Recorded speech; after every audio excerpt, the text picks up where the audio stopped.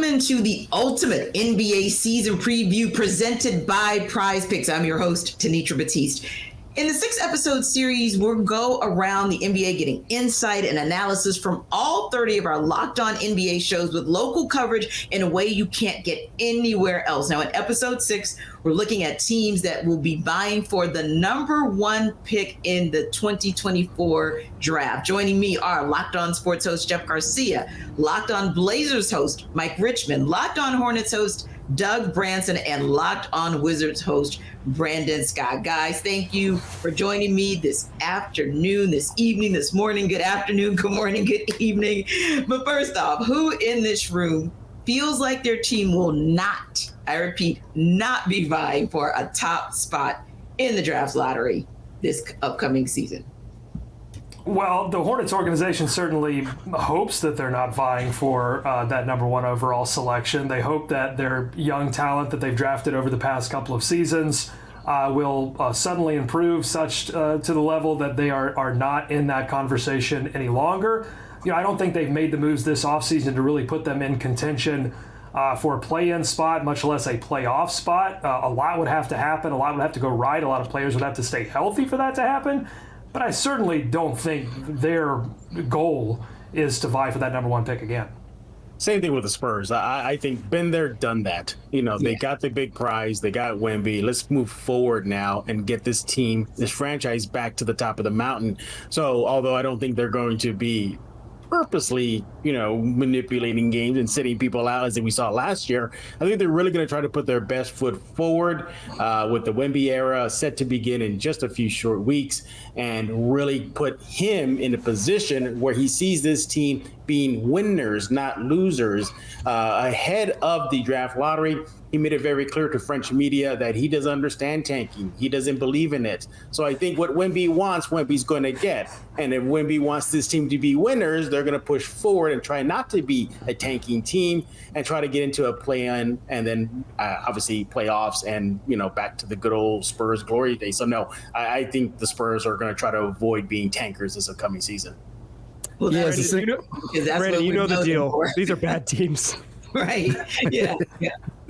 But they originated the tanking idea. That's, of course, how they went on that run, thanks to getting. So it's interesting that this era, if they're able to kind of ascend, if you will, it'll be going in the opposite direction, minus just 1 year of tanking. But yeah, I agree. I think that. Right. Yeah. No, it's not going to happen overnight. You know, it's totally different than what Tim Duncan and David Robinson era, you know. Indeed. And, a 19-year-old teenager coming in. This is not a 4-year season college pro like Tim Duncan. Although I don't think they're going to be tanking per se, but I'm not expecting them to be, you know, slotted in at number 1 through 6 in the playoffs. You know, I think there could be maybe at the lower of the top 10, maybe flirting around that area. But no, I don't think the goal is to tank. I think the goal is to get this going forward. Yeah, it's kind of like that with the Wizards too, because we're technically in a rebuild, but if you kind of look at our roster, it's like we kind of define it as before the deadline, after the deadline. We have a lot of veteran expiring deals that we kind of have to move on from because it kind of stand in the way of a lot of young guys like Bilal Coulibaly and Johnny Davis getting minutes. So, you know, it's kind of weird with us because we're kind of in a gray area. We have a roster where they're not bad enough to really get a top 5 pick, but they're not good enough to really, you know what I mean? So really make noise. Absolutely. So, yeah, I mean, a lot of our wins, unfortunately, are going to come in the first half of the year because we expect that most of these expiring deals, a lot of these veteran contracts are going to be moved at the deadline. I think the Wizards could be bad enough to get a top 5 pick. Believe in yourself. There's definitely a possibility that they're one of the 5 worst teams in the NBA, even if they do nothing. I think the Blazers pretty proudly are going to be one of the worst teams in the league. I think that is just how this one shakes out. You know, they as we're recording this, they still have Drew Holiday on the roster, or TBD on that, but yeah, he's not part of the plan. He's a really good basketball player, so he can't be part of the plan for a team trying to be bad. But they've got some okay vets. Like I think DeAndre Ayton might be better in Portland than he was in Phoenix, and Jeremy Grant is an adult. But it's a lot of minutes for 19-year-old Scoot Henderson and 20-year-old Shaedon Sharpe, and one of their oldest players on the whole roster is 24-year-old Anthony Simons. They're outrageously young right now. They're going to be bad. Like, I know that there's some confidence from my fellow hosts here on the call, but I believe in the Fighting Pinwheel's ability to win 19 games and be proudly the worst team in the NBA.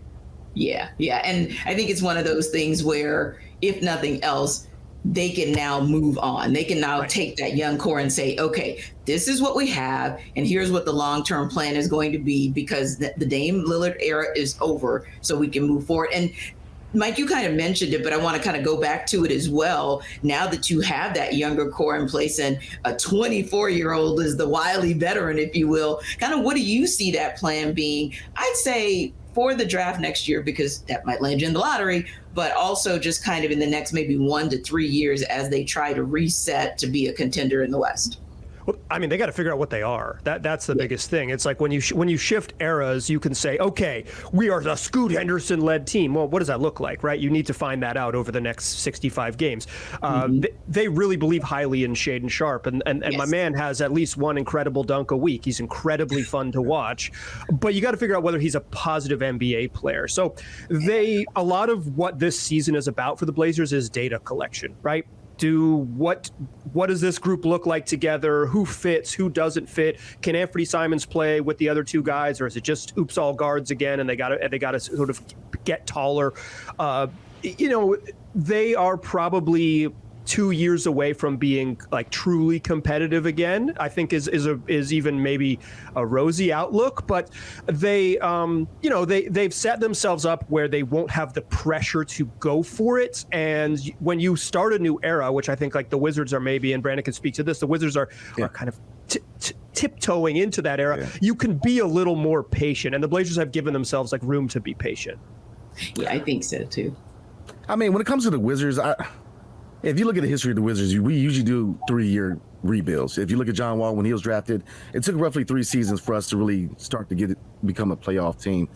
So the Wizards are just in a weird position because on the one hand, they're going to be decent. Like you said, they're definitely going to be a top 5 draft team. But Kyle Kuzma, he's going to get his shots up. Jordan Poole is definitely the kind of vital piece in this whole roster for us because if you look at him, he has solidified himself in such a short amount of time.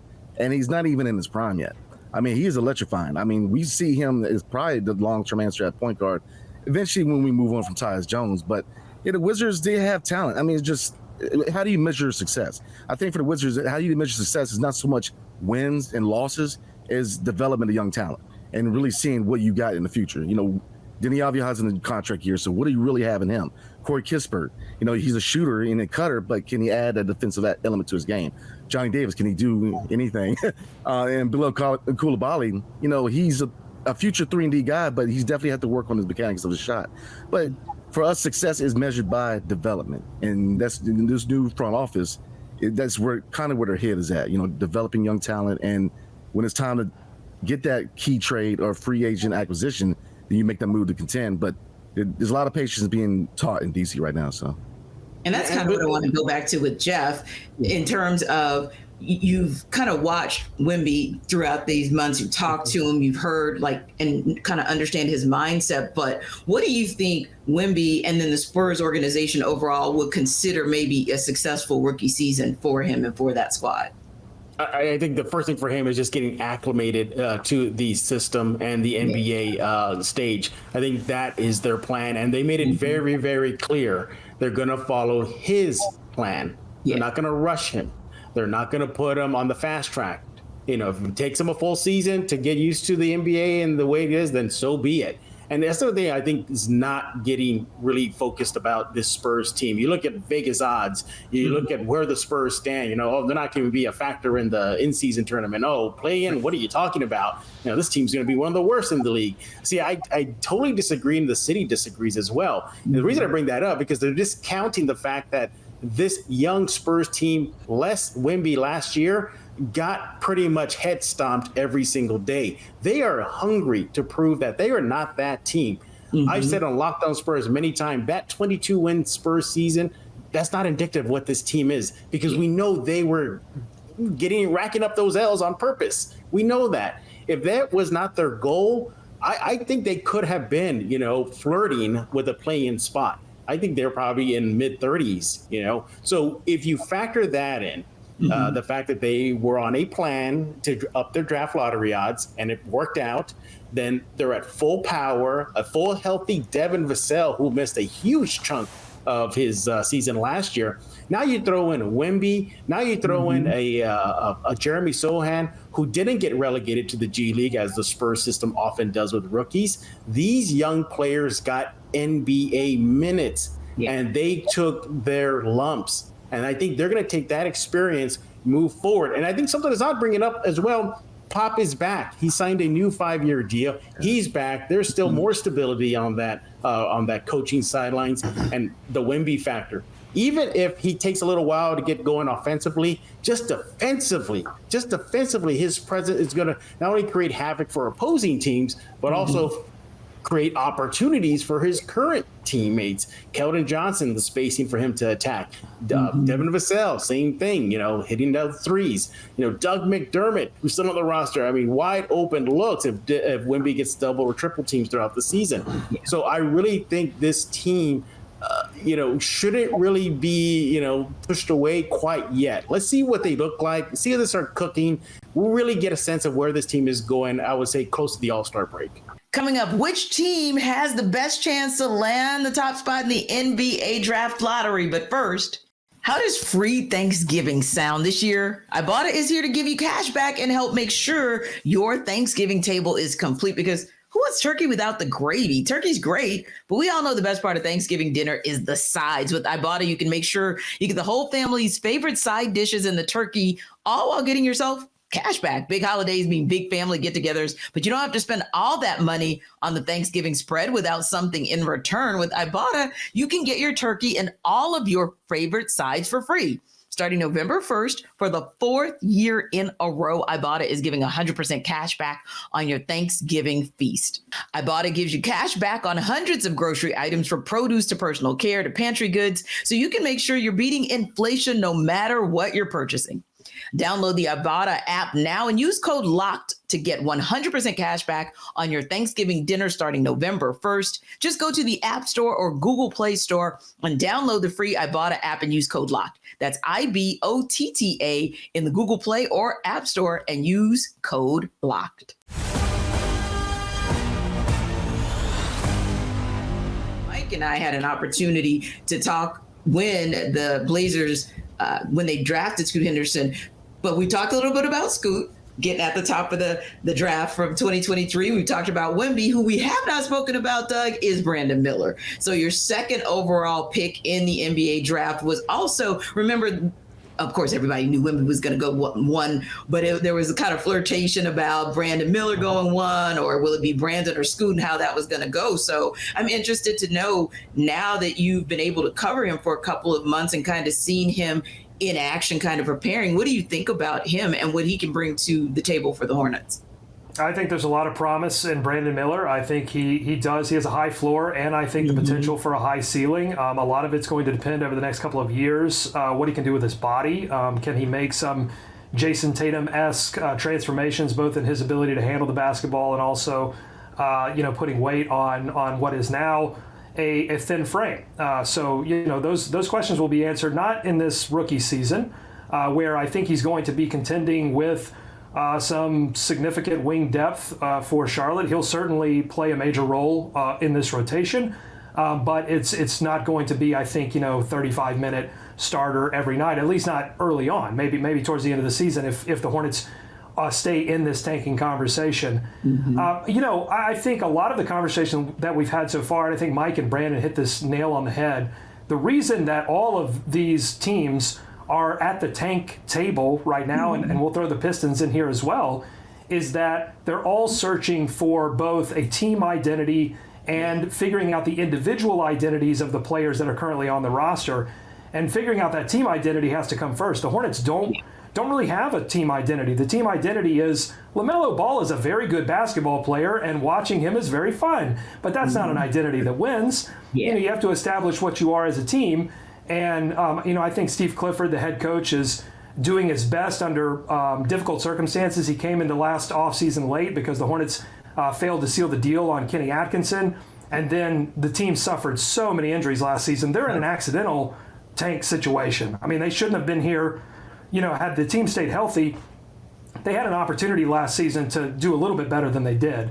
Yeah. Steve Clifford has a big challenge to figure out how some of these, some of the old new pieces are going to be integrated into this roster, as well as Brandon Miller. But they're trying to figure out that identity and then figuring out the individual identities, which players will make sense to keep and which players do you need to get rid of in order to continue to establish that identity. I think that's going to be a big question all season long for the Charlotte Hornets. Yeah, and I think, are they going to go Are ahead. they going to stay a little more veteran? Like, are they going to play Gordon Hayward and they're going to play Miles Bridges and Brandon Miller just going to have to chill until January? They're in a weird spot because they have some, the term I use, adults. They got some adults in the room, but they're maybe not good enough to play 30-year-olds. What do you think? How do you think that's going to shake out? Yeah, I think that, again, the team's goal is still playoffs because the one thing you have to look at is LaMelo Ball has yet to play a playoff game, and they just gave him a max contract. He needs playoff experience. I think one of my biggest criticisms of how the team has handled this first little era of LaMelo Ball basketball, because look, they knew early on that they had struck gold with LaMelo Ball. Now, they didn't know, okay, is this player going to turn out to be an All-NBA player or an every once in a while All-Star player? And I think they're pretty sure now, after they've given him the max contract, that he has the ability to reach that All-NBA MVP kind of. Now, a lot has to happen, but they feel like the potential is there. Yeah. But they knew they had something early on, and I think they wasted a lot of time hoping that some of the young talent that they had drafted pre-LaMelo Ball would, excel enough that they could lift them into the playoffs, and it didn't happen. They got blown out in 2 straight play-in games. And so now you have this player in LaMelo Ball who doesn't have that playoff experience, and you haven't brought in a lot of veteran players that could, by proxy, give your roster some of that. And look, they've had everybody, I think everyone here knows, and I think everyone listening knows, that the Charlotte Hornets have had a lot of off-the-court issues that have been, distractions for this team. And one wonders, had they worked earlier to bring in some veteran experience, both on and off the court, would they be sitting at the tank table right now? I would say no. Yeah, and I would agree with you, because having covered the Hawks and being a part of that organization, definitely when the Hornets would come into town, that was the conversation. They're showing glimpses of what they can be, and it was always like, wow, I wonder if healthy and under the right tutelage coach-wise, and like you said, bringing in just 1 or 2 veterans to kind of stabilize, similar to the way the Hawks did in getting Vince Carter to come here for a couple of years to kind of stabilize things for Trae Young.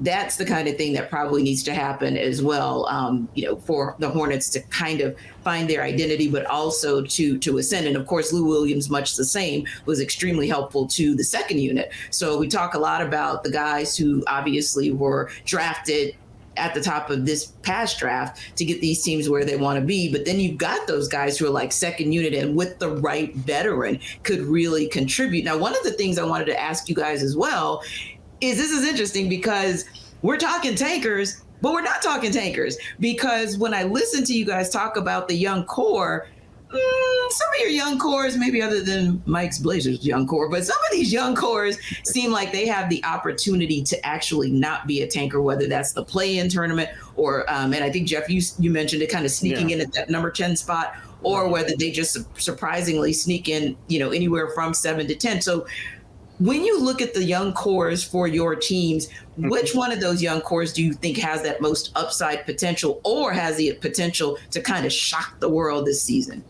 I wouldn't say shock the world, but I think the Spurs do have the potential simply because the Wemby's in town now. I think that's it. He just boosts everybody on that court offensively and defensively. And you're talking about identity earlier.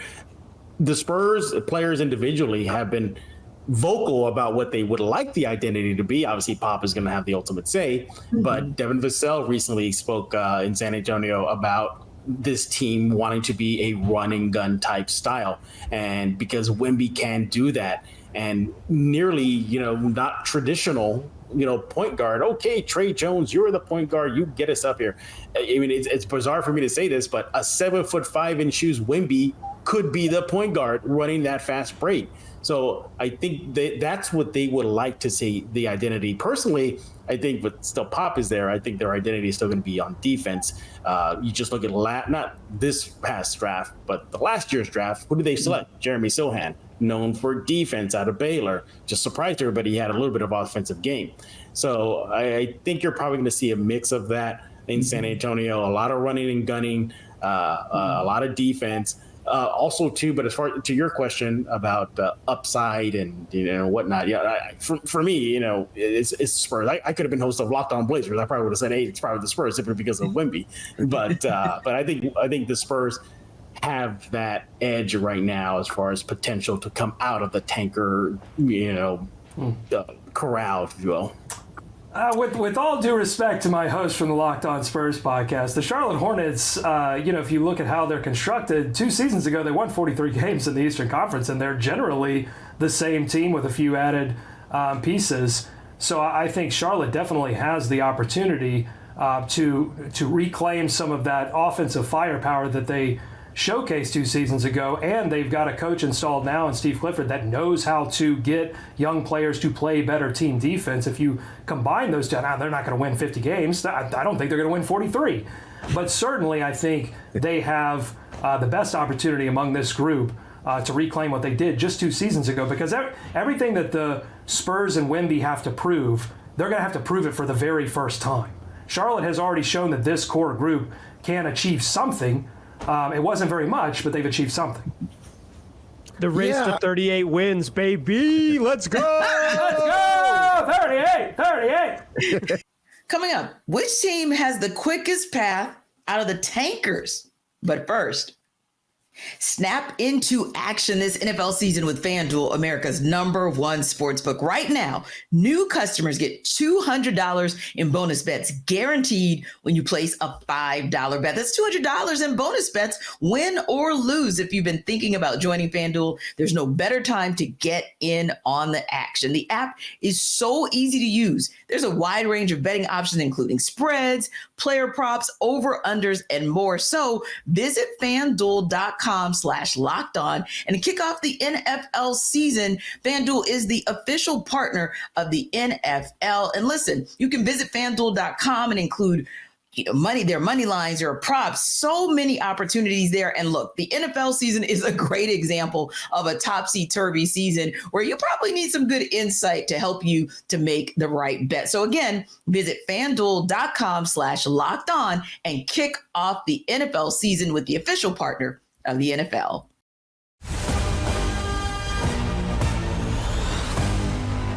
I think we need to talk about long-term success, though. If you look at the Wizards, I think for the long-term vision, they're setting themselves up for success in the future. Because, look at the front office. Tommy Shepard is gone. Now you have a front office where you have 3 guys who could easily be GMs of their own team. If you look at the coaching staff, Weston Jr. is under the microscope, but they added coaches to the staff that know how to develop. So, it kind of puts him in a position where it's saying, hey, you got all the tools available. Now you got to progress. But they're laying the foundation for a long-term success in DC because, look, we haven't won a championship since the 70s. So, and, if you look at the previous administration, Tommy Shepard and Ted Leonsis, they were happy just making the play-in, making the playoffs, and being mediocre.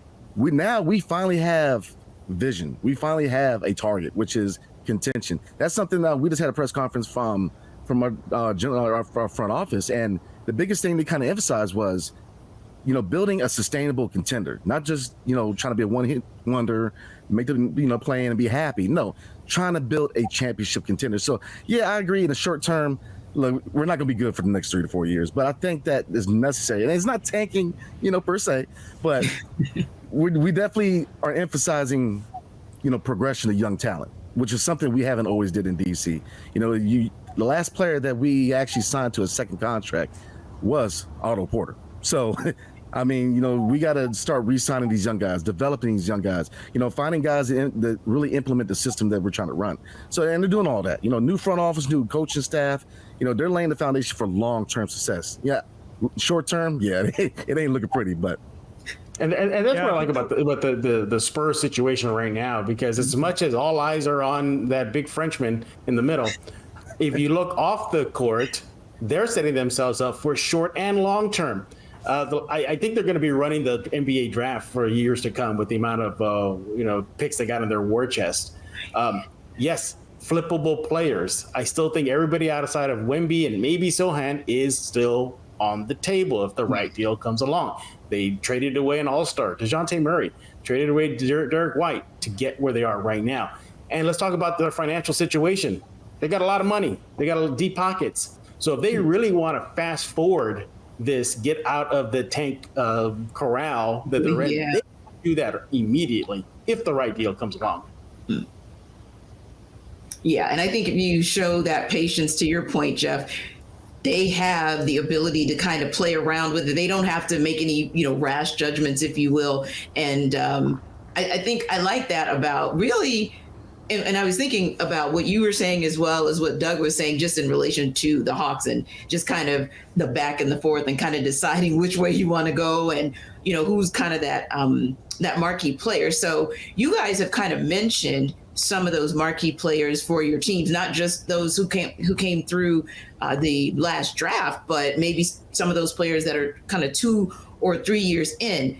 This is kind of difficult, but I'm going to ask the question anyway as we wrap up, because as you guys kind of look into your crystal ball and you see what you guys think your teams can be, whether it's this year, 2 or 3 years from now, et cetera, who's going to get them there? Like, who's that player that you say is going to be, if that player remains with the team for the next 3 to 5 years, you guys will say, yeah, that guy, he's the one, he's the catalyst, he's the best player for my team.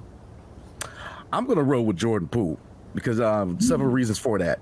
If you look at his age, he hasn't even hit his prime yet. He's kind of a pop icon. The NBA, as opposed to other sports such as Major League Baseball, the NFL, the NBA is more of a culture sport because of shoes and so many different things. And look at Jordan Poole. He's known to play better when there's girls on the sideline, stuff like that, and just memes about it. And but the thing about DC and why that helps is because DC has never been a free agent destination. That's something we struggled with for a long time. But he's got that personality and he's got that play style that people are going to want to come to DC to play with him. So I'm gonna say Jordan Poole because young. As far as our young pieces, you could easily win it with Bilal Coulibaly. But the funny thing about the Wizards is that there's hesitancy to get rid of some of this young talent, but there isn't, because if you look at Johnny Davis, Denny, and Corey Kispert, they were all drafted from the previous administration. So there's not a lot of loyalty there. A lot of the chips are going in the middle for Bilal Coulibaly because he was the first pick under the new front office. So you have to see some returns on these young guys pretty fast because, like I said, there's not a lot of loyalty. But overall, I'm rolling with Jordan Poole. There's going to be a pool party in D.C., definitely. I mean, I don't know if Jordan Poole's most recent coworkers would agree that a lot of people want to play with him. Well, maybe it changed from one coast to the next to the other will kind of help. He did move very far away. He moved very far away. Yes. A lot of punch at that pool party. You can get from Golden State. A lot of punch at that pool party. Yeah. Well, I mean, you make a good point, but if you look at Stephen Curry and Klay Thompson, they both came out and said, look, he was very productive. He was very key to them winning the championship. He was great during the title run. Yeah, for sure. Yeah. For sure. And I mean, you can look at Draymond, and Draymond has issues with a lot of people. But if you look at Klay, his comments, even Iguodala. Look, Iguodala, I forget how long he's been in the league. I mean, I remember him from the 76ers days. But he had high marks and said, he's usually the first guy in the gym. And if you look at leadership, last year, if you look at leadership for the Wizards, it was Kyle Kuzma, the biggest leader. You would expect Bradley Beal, but it wasn't. Kyle Kuzma was that guy. But Jordan Poole kind of emerged as a dark horse leadership guy because, the day that Bilal Coulibaly got drafted, he was the first phone call to him. Over the offseason, Jordan Poole got everybody together, brought him out to LA to work. And even now, there's pictures through the organization and shows everybody working now, building chemistry. So, I'm seeing all the right things from Jordan Poole. It's kind of, it's one thing to judge a player from way on the other side of the coast, but when he's in your organization, you really get that coverage to see, oh, this is what he's really about. And he's young, he's hungry, he wants to win, but he's coming in here with a clear mind. Because we did the show on, the Draymond comments, and we said he was taking the high road. He could have easily clapped back, said something to him, but he did. He took the high road, and that shows a lot about his moxie, where his head at.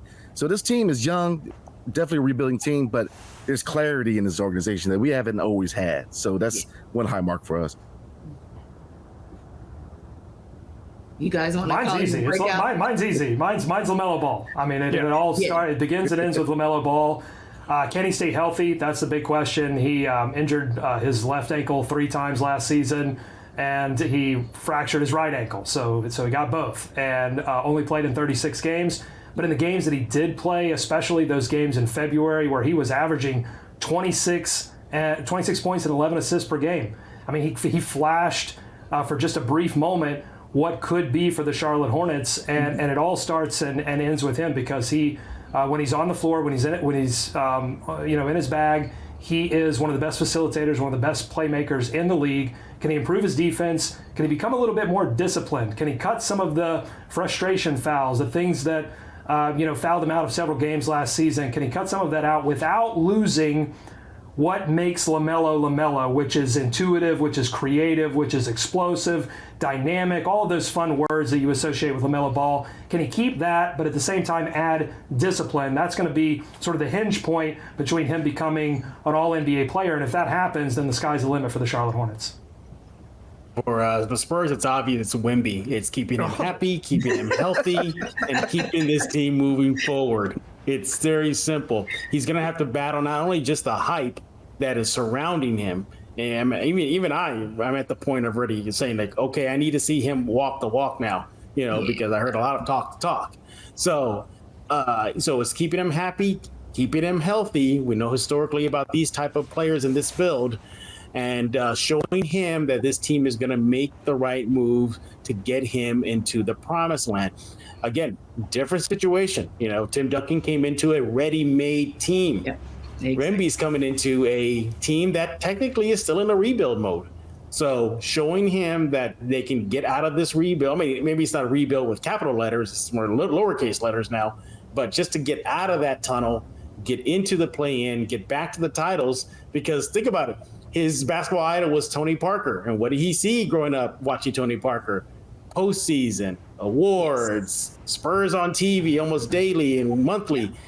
River parades up and down San Antonio, Hall of Fame. So he wants that. I mean, for crying out loud, he wore a number 9 jersey at a basketball camp in France when he was a teenager. So, when I say teenager, he's a teenager, but a kid, just growing up. So I think getting Wemby and right, let him develop on his own, and maybe, just for me, just not locking him up and letting him, as far as social media is concerned and being out there active. The Spurs are doing a good job about that. Just being a little bit more accessible, I think, because he has a brand now. This is a different era for the Spurs franchise. A player that is going to be looking for his brand. Yeah. Timmy didn't want that at all. He pushed that aside. Tony maybe was the closest. Before Wemby, dare I say, the most marketable Spur was David Robinson.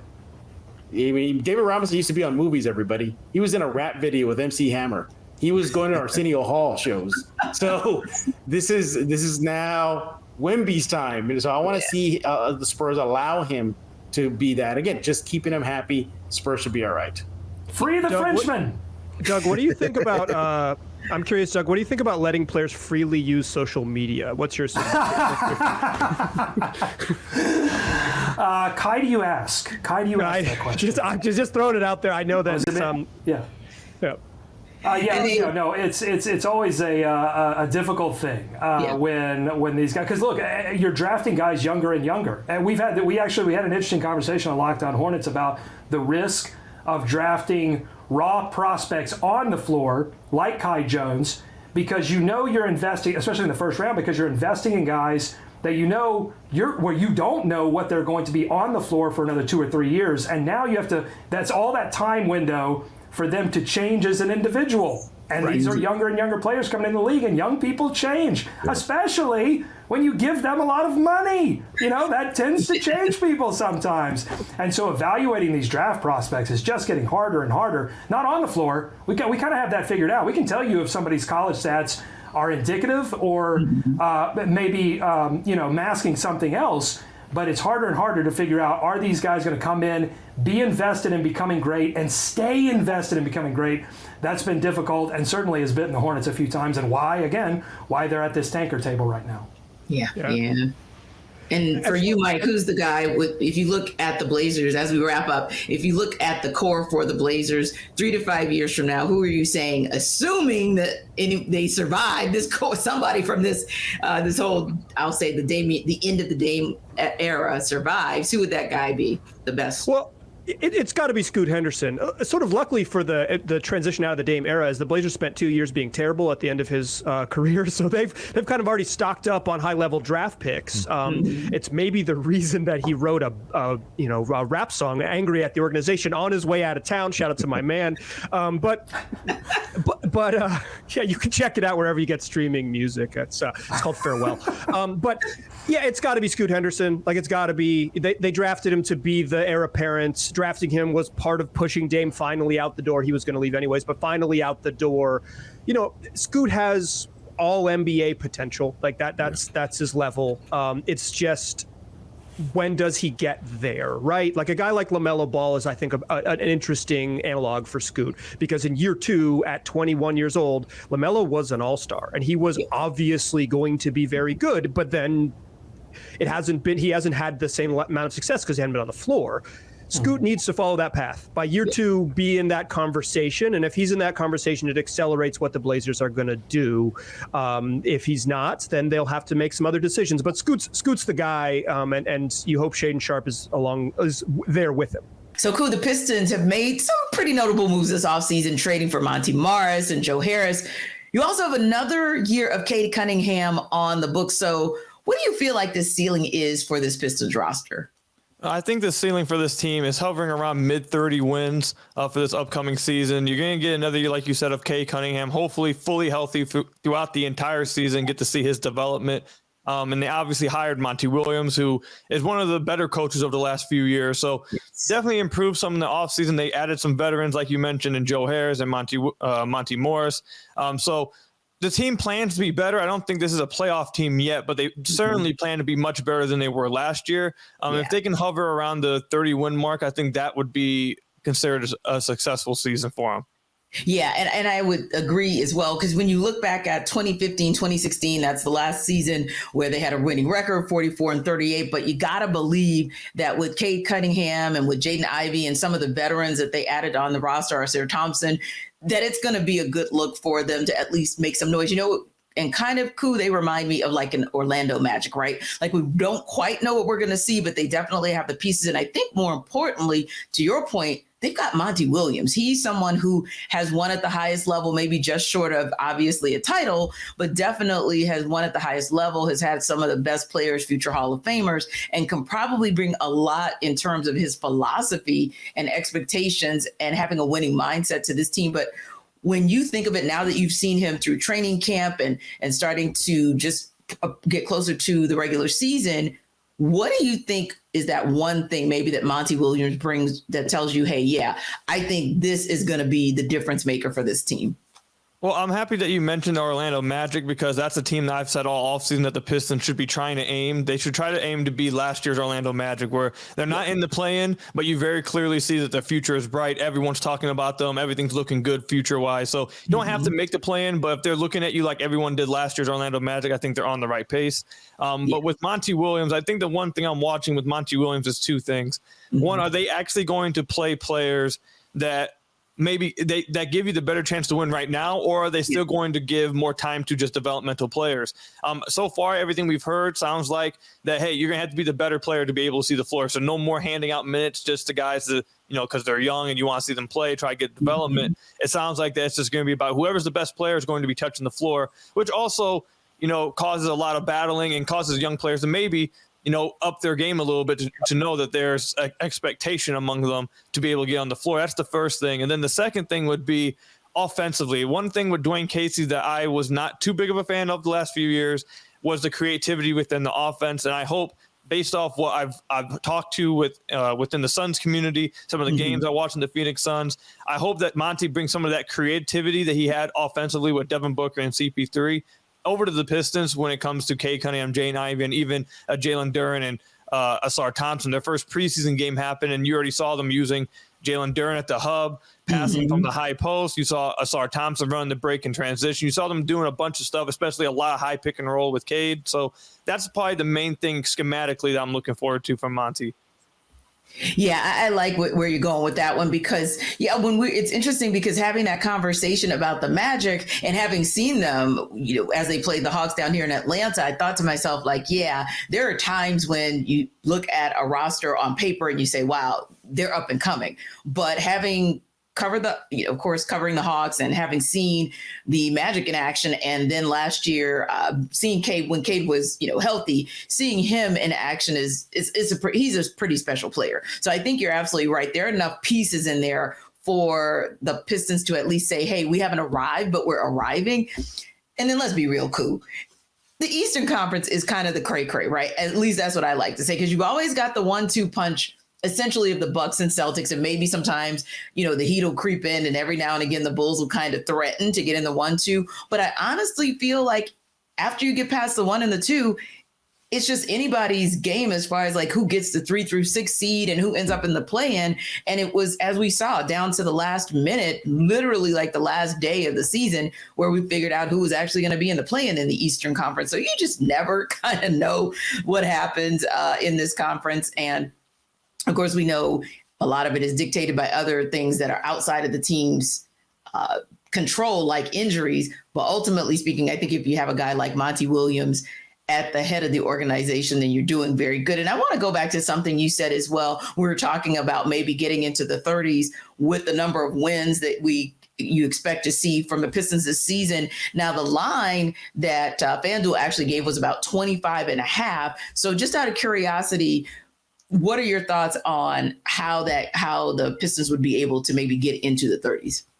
I think that if the Pistons should be aiming, I think, for 32 wins this season. That would be a 15-win improvement over the last season. Now, last year, there's a lot of discussion about whether the Pistons actually were the worst team in the NBA this past season, or if it was only because Cade got hurt. I think Cade maybe adds a few wins, but I still think the Pistons would have been probably a bottom 3 team nonetheless last season. I say that to say that a 15-win jump sounds like a lot when you look at normal 17-win teams, but I think the Pistons probably were hovering around a real-life 21 to 22 win team. So 10 wins still would be a big jump, but not as drastic as a jump as 15 or 16 games would be.